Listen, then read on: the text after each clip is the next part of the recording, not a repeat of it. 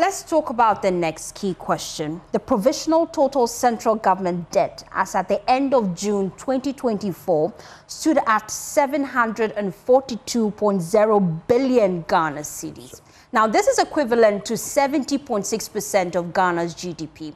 I'm quite curious, how will you manage the national debt without derailing development? I'll go to you, Kofi Akpaloo. Yeah, this amount involved is peanut.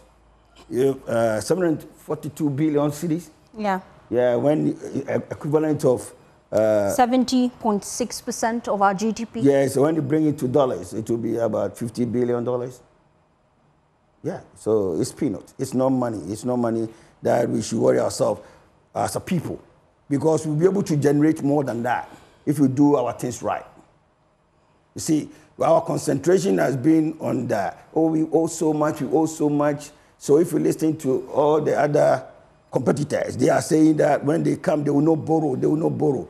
They don't understand borrowing, okay? When you run a business, we have what we call leveraging. Smaller equity, higher debt. You don't run business with equity because equity is very expensive. You have to use debt. Now, what you borrow money for is the most important thing. What are you borrowing the money to do? If you borrow money to spend, you are wasting the money. But when you borrow to invest, you make something out of it. Assuming you borrow $10 billion and you invest in the production of aluminium, in the production of, let's say, lithium. You are producing lithium, you are adding value to them. Your oil, you are producing, you are adding value to them. Your cocoa beans, you are adding value to them. When you borrow to invest in that direction, the returns will come to pay off the debt, okay? But when you borrow to spend, nothing will come back, and then it will be a waste. So I've been hearing MPP, NDC, all the other, even my brother APC, they are all saying that when they come, they will not borrow. What are you coming to do? You see, you have to come and add value to our natural resources. Take control. But you need money to do that. So you have to borrow, invest, and then add value and turn it around and make money. It's like I give you $1 million right now in the form of a loan. Take this, start a small business. That business will generate something. If you do it well, it will generate something. And then you pay back the money to me, and then you have a business.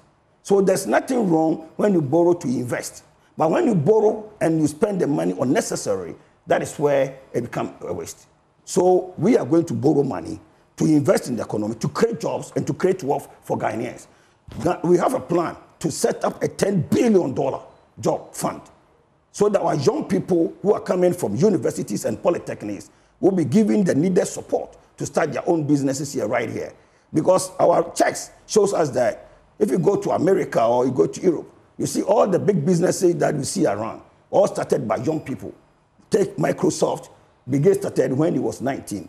Take Apple Corporation, Steve Jobs and Steve Wozniak started when they were both 21 and 24. Even all the big companies you can think of, they started by young people. Even the machine that you are using right now, the computer here, is a Dell computers. The one who started it was Michael Dell when he was 19 years at university. So we believe that the chunk of our young people in Ghana here, they have brains, they have what it takes to do something.